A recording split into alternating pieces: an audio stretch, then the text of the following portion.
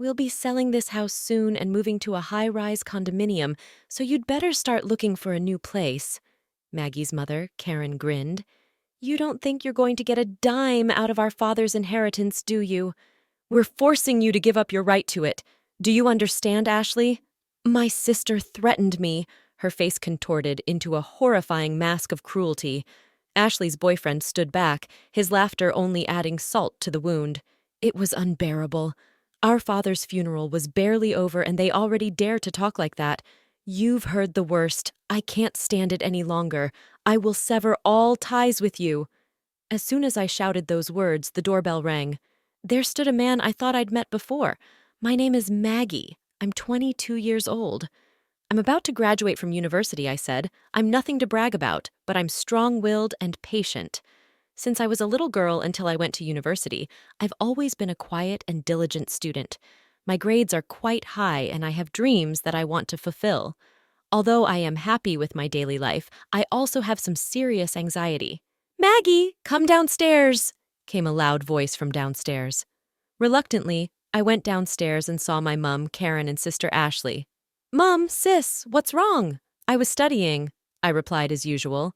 You nerd, you're still studying even though university is almost over.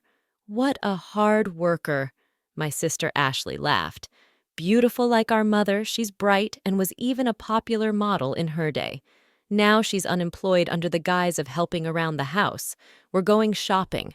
You have to do the dishes and the laundry. Don't forget to iron it properly, okay? Also, we're out of washing powder and other things, so you have to go shopping. Mum calmly ordered me, knowing she would get angry if I spoke up. I calmly replied, okay. I walked out of the house, tense to the max and in high spirits. I need to get to it, I muttered quietly, starting to tidy up the mess they had left behind. Mum, a former beauty queen, has extravagant tastes and loves luxury. She always favored my beautiful sister, ignoring me because I'm not that pretty. Moreover, they always dumped housework and other chores on me as if I was their maid. My sister took advantage of this, and I was oppressed by them since childhood, but I tolerated it because, after all, we are a family. And then my phone rang. When I looked at the screen of the phone, it said, Dad. Hello, Dad. It's been a while. I could tell my voice had brightened. Oh, Maggie, it's been a while. Are you doing okay? I'm doing great. How about you, Dad? It's night there, right? How's work? I'd like to say I'm fine, but I've been having headaches lately. I'm planning to go see a doctor soon. How's your schoolwork? Is it going well, Dad? Take care of yourself, okay? Thanks to you, everything is going well. I'm studying hard to achieve my dream. That's my girl. You're always so diligent. Remember what I always say? Be righteous and kind, right? Don't worry, I'm doing my best. That's my Maggie. I'll bring lots of souvenirs when I come home next time. After that conversation, I hung up the phone. To put it bluntly, my family is well off. This was largely due to my elite father, Harry, who has been flying around the world for work since his younger days. Although he was often away from home, he was kind to me and showered me with love whenever we had the chance to meet. I adored him dearly. However, to my mother Karen and my sister Ashley, he was nothing more than an ATM. The harsh truth was that they were living lavishly on the money he earned. Be righteous and kind, Maggie, he would say, his presence always nurturing and supportive. He was my rock. That's why I was able to stay strong until now. Several months later, shortly after I graduated from university, a chilling event occurred. Maggie, Dad has...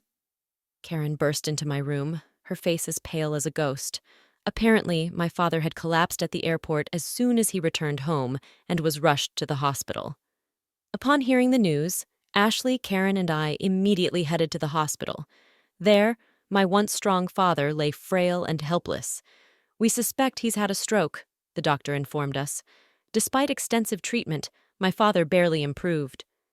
To be specific, he was left with severe physical paralysis and a speech impairment, unable to stand or converse properly. To care for my now dependent father, I decided to put my dreams on hold and dedicate myself to his care at home. Predictably, Karen and Ashley completely ignored him, treating him as if he was useless. They didn't even help with his care, let alone come by and see him, Mom, Ashley, if you helped with Dad's care once in a while, I'm sure he'd be really happy, I pleaded. However, their response was always, "We're too busy. We've left Dad's care to you." "Dad, it was a lovely day today," I would tell him. "Thank you," he would struggle to reply. I studied and learned about caregiving. I made sure he could see outside by keeping the curtains open, fed him specially prepared meals, and arranged fresh flowers every day. Though I had help from professional caregivers, I did everything I could for him with all my heart. Remembering my father, who had worked so hard for us and showered us with love, I was desperate to do everything I could for him.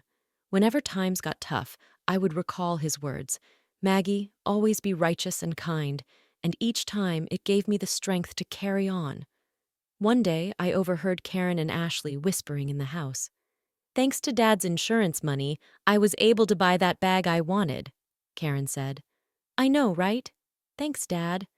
Maybe I should get a new wallet, too," Ashley chimed in.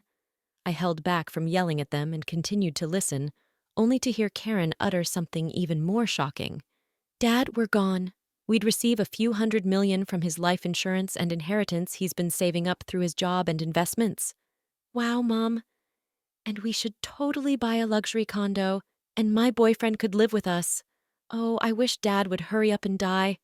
Indeed, I couldn't bear it any longer and left the scene." My father was struggling to stay alive, and yet they were spending his insurance money and dreaming about a luxury condo from his inheritance, wishing for him to die sooner. I felt like vomiting out of anger and despair. In reality, my mother and Ashley had been living it up recently, buying up brand-name items, and even leaving my father and me behind to go on overseas trips. But there was no way I could tell my father, who was already having such a hard time. I didn't want to sadden him. Pretending I hadn't heard my mother and Ashley's conversation, I devoted myself to taking care of my father. Many friends and acquaintances often came to visit my father. They all loved him. I particularly remember an older man in a suit and glasses who often came. I wasn't present, but he was probably an executor from my father's company or something. He would bow his head and greet me whenever he saw me. I was happy that my father was loved, and on the days when he had visitors, his face seemed brighter. I thought these days would continue, but a few months later, my father had a stroke recurrence and suddenly passed away. I cried, clinging to my father's body that no longer spoke. Even my mother and Ashley shed tears this time, mourning the loss of my father. What followed was a whirlwind. There was a wake and a funeral to be held, and of course my mother, the chief mourner, did nothing. Neither did Ashley. In the end, I had to go through all the procedures by myself, running around in a rush. The wake ended, and many people attended the funeral, with many flowers arriving as well. Seeing the character and popularity my father had in life, I felt somewhat comforted. At the funeral, sobbing voices echoed, and my father, with a peaceful face, embarked on his journey. In the evening of the day when the first 7 days were over, I had finally started to recover a bit from the sadness. As I was cleaning up on the 7th day, my mother and Ashley called me into the living room. Next to Ashley was a man who was said to be her fiancé.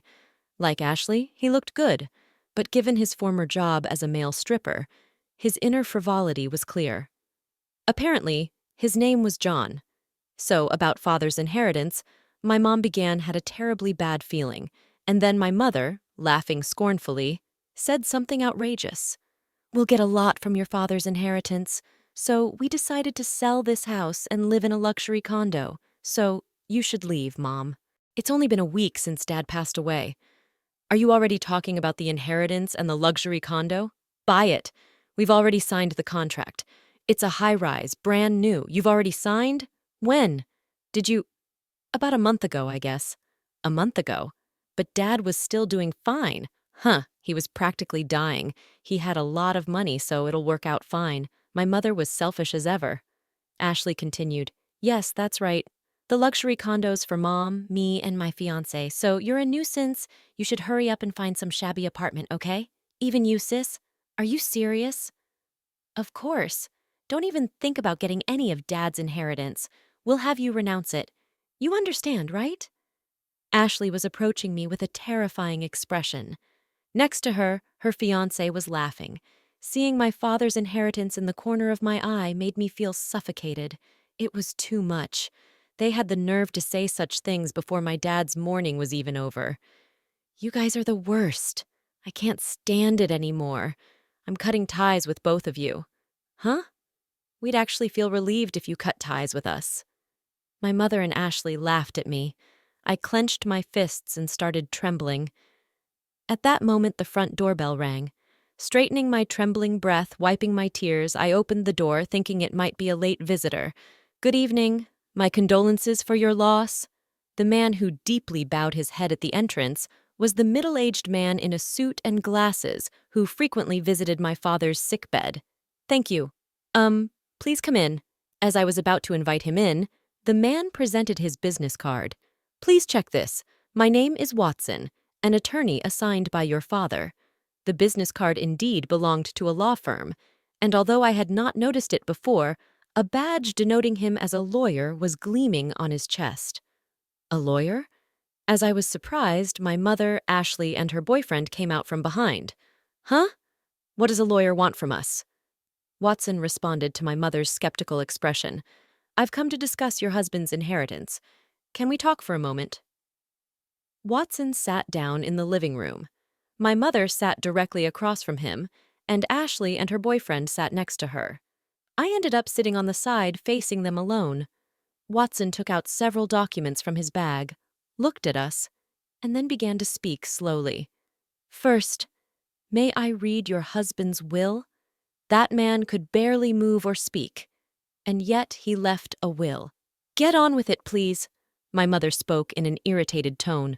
Then, allow me to read it, Watson said in a quiet voice. The will, the testator, Harry, hereby bequeaths as follows. The testator leaves all property belonging to him to his second daughter, Maggie. A moment of silence fell upon the room. The testator designates the following as the executor of the will. Before Watson could continue reading, Ashley interrupted.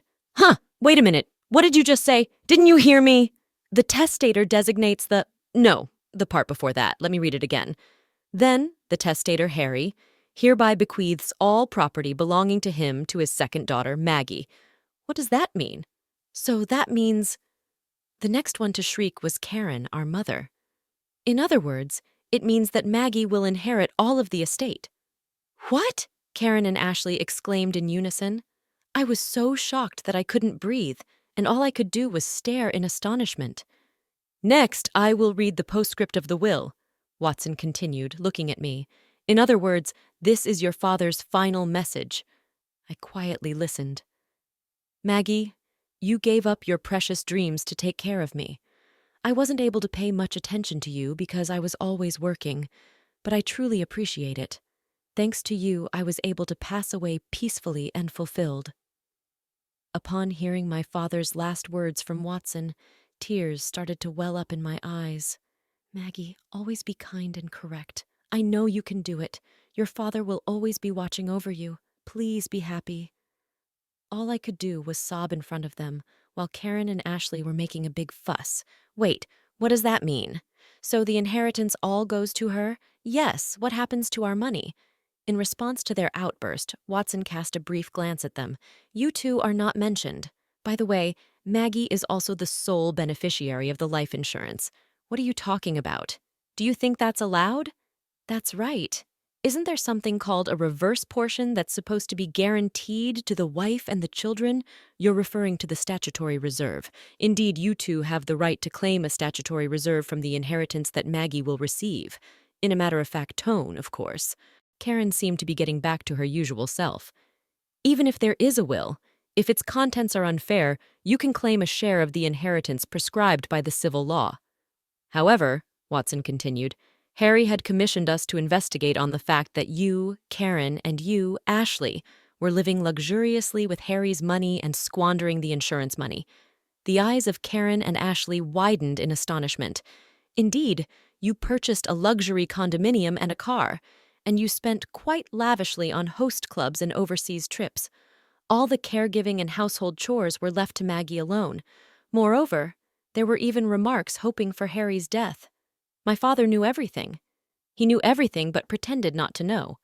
That's, my mother stammered. Watson responded calmly. In this case, it's unlikely that the distribution of the inheritance will be deemed unfair. Even if you take it to court, it's very unlikely you'll be able to claim anything. Of course, you can try if you wish. I'll be the one you'll be set up against. My mother's face had turned a pale blue. That's ridiculous, my sister also muttered. When Watson was leaving, and I walked him out to the entrance, he said, "Maggie, you have grown up to be quite admirable. Your father always spoke of you with such joy." "Really? My father had known your father since we were young, and I was honored to take on this request. Your father felt he was too lenient with the other two, but I believe he found peace knowing how well you turned out." Watson's eyes were squinted in a warm smile. I was so touched that I teared up again. "Please live a happy life from now on. You know I'm always here to help." Watson left me with those words, and I kept bowing deeply to him. A year later, with Watson's help, I was able to inherit all of my father's assets. As for my mother and sister, my mother, unable to pay off the loans for the high-rise condominium, had already contracted, the expensive car and the designer goods eventually went bankrupt. My sister, on the other hand, was quickly abandoned by her boyfriend when he learned that she wouldn't be inheriting anything. And I heard through the grapevine that she's now living with my mother and working part-time. They called me for a while, but I kept replying, "I've cut ties with you. Please contact me through a lawyer." I thought that was what my father wanted too. Now they don't contact me at all. As for me, I used my father's inheritance to attend a law school I had once given up on. Originally, I wanted to become a prosecutor to uphold my father's words. Always be kind and correct. But now, my dream has changed. After working with Watson, who had saved me in my time of need and provided unwavering support, I started to admire being a lawyer myself. So now I'm studying hard to become one. I strongly wish to become a lawyer like Watson, who is always just and kind.